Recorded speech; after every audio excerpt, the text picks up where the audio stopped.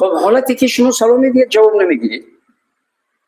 نمیگیرید، پروردگار ملائکه مخصوصی هست که جواب سوال شما رو میدهد. پروردگار ملائکه مخصوصی رو معین کردگی است، وظیفه دار کردگی است که جواب سلام شما رو میدهد. ولی خانه در اومدید السلام علیکم و رحمت الله و برکاته، نگید هیچ کس نیست در خانه خدا. یا اینکه مقابلت اگر جواب سوالت ندهد، ملائکه ها حتمی جواب سوال شما رو میدهد و شما اجر و پاداش بزرگی میگیرید. سوال چند پیش بود اینجا که چیزی گرو گذاشته رو استفادهش درست است یا نیست. این موافق به عهد و شرطی که بین دو طرف، ولی فرض کردیم مبلغ قرض میدید، میگید که ولی یک شخصی که نمیدونید یا چند استفاده نکردن گرو وابسته به عهد و شرطی که کردنی هستی. در اصل اگر عهد و شرطی نکرده باشه، ولی بگید که فرض کردیم همین ماشین من یعنی چیز، همین ماشین در گرو من مبلغتون رو میارم میدیم، تمام. تو آوردن اون مبلغ این ماشین رو شما حق استفاده کردن ندارید. چرا؟ بخاطری که آسیب دیدن اون ماشین هست، یعنی ضعیف شدن اون ماشین هست، ویران شدن اون، خراب شدن این ماشین هست، دیگر صد وفات در یعنی چیز یا ضرر. بخاطری که ولی که اون انسان مبلغت رو به پرگی میارد کو، باید گرایی رو به پرگی شما بی نقصان بر بگردانید. این است که سر این مسئله می رود. مبلغ گرفتگیش رو به پرگی میارد، شما گرایی گرفتگیتون رو به پرگی بی نقصان باید که بر بگردانید موافق شریعت. مگر در حالتی که گرو گذاشتگی برای شما اجازت بدهد که شما میتونید این ماشین من رو یا خانه من رو تو مبلغ گردانیدن من، چرا که از این مبلغ من فایده میبینم، از این گرو من شما هم فایده ببینید. در این صورت که عهد و پیمان طرفین شده باشد، در این صورت ممکن است. در حالتی که نشده باشد، اون قرض از شما قرض میگیرد، قرض میدهد، هیچ فایده از اون مبلغ نمیبیند، بعد گروی گذاشته او رو شما استفاده کردنتون درست نیست، مفشرد، حتی حرام است.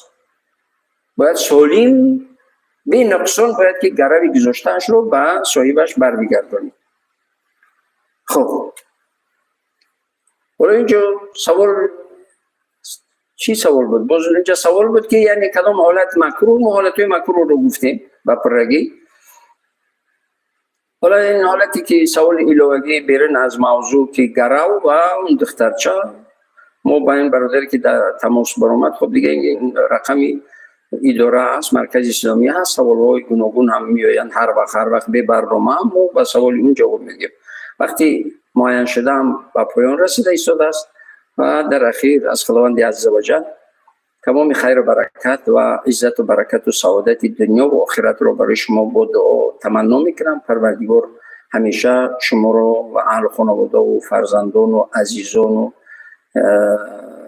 پیوندان شما رو در پناه عصمتش نگه بدارد. همیشه کامیاب و همیشه موفق باشید و خواهش میکنم که هر سوالی که دارید در برنامه خب من باشم، خب کارمندانی من یا امام خطیب و اعضای شورای علما، فرق نمیکند کسی نباشد، چی سوالی عقیدتی، چی سوالی فقهی، چی سوالی فکری، چی سوالی که در زندگی، هر چی که هست من خواهش میکنم که به یک اداره رسمی که خیرخواه همین کشور، خیرخواه همین وطن، خیرخواه همین حکومت، خیرخواه همین پیشوای همین ملت و خیرخواه تمام مردم همین کشور هست، سوالاتون رو بدهید، جوابایش رو با دلیل‌های شرعی بگیرید. مبادا اگر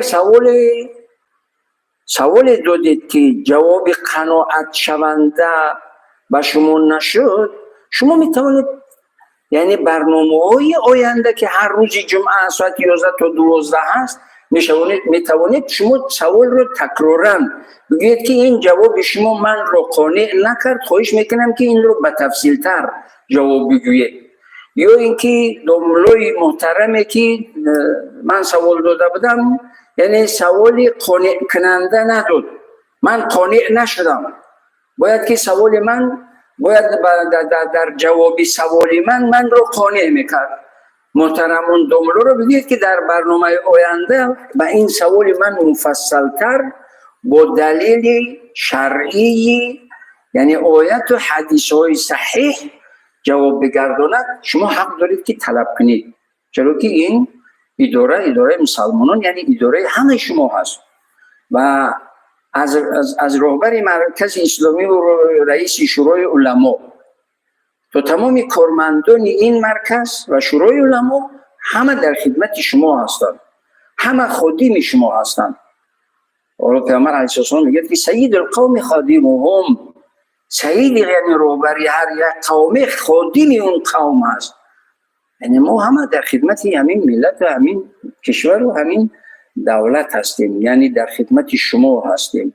با قدر امکان، با قدر توان، با تمام توان کوشش میکنیم که به سوالهای شما جواب بدیم و به هر گروه افراطی و گروه انسان‌های و بعضی شبکه‌های هستند که باور کنید بعضی از برنامه‌هایشون رو به من میدین، میبینید یک سنگدل است، هیچ ندارد. این رو کافر و این رو مشرک و همه رو کافر و همه مشرک، همه مسلمان رو کافر و مشرک میگوید. نعوذ بالله. تماس نگیرید. اون دلش قلبش از سنگ است، شما رو ناکام و بدبخت میکند. هر انسانی که از نام اسلام به رحمانه، به یعنی چیز به انصافانه، به رحم و شفقت سخن میگوید، از اون پرهیز کنید، چرا که اون اسلام رو خود نفهمیده است. چرا که علم سه نمود میشود، علم سه نمود میشود، در نتیجه سه نمود علم میشود. علم یعنی خود ذات پروردگار، شناخت ذات پروردگار، پس شناختی گفته های پروردگار که پروردگار اول ذات پروردگار و گفته های پروردگار و گفته های رسولی پروردگار. وقتی که این سه را از خود درک کرد، حالا گفته های پروردگار رو میدوند، لیکن از لطف و کرم و رحمت و یعنی وسیع بودن رحمت الهی بی‌درک است، سنگدل است، بدگو است، سختگو است. چرا که گفته ها رو میدونند، گفتگی رو نمیدونند که کی گفتگی هست، در این صورت ناکام است. حالا اینه که پروردگار رو میدونند، گفته های پروردگار رو نمیدونند، اون هم ناکام است. برای همین باید که انسان از عالم به عالم مراجعت کند که اون خدا و رسول خدا رو قبل از همه خوب بشناسد و گفته های خدا و گفته های رسول خدا رو خوب درک کند، هضم کند، تحلیل داشته باشد، تشخیص داشته باشد، بررسی داشته باشد، درک داشته باشد، هضم داشته باشد. در این صورت هم خود و هم دیگران را کامیاب میکند. همه اون گروه های افراطی که، همه اون گروه های سنگدلی که همه را حکم به کفر و به شرک و به دیگر میکنند، از اونو پرهیز کنید.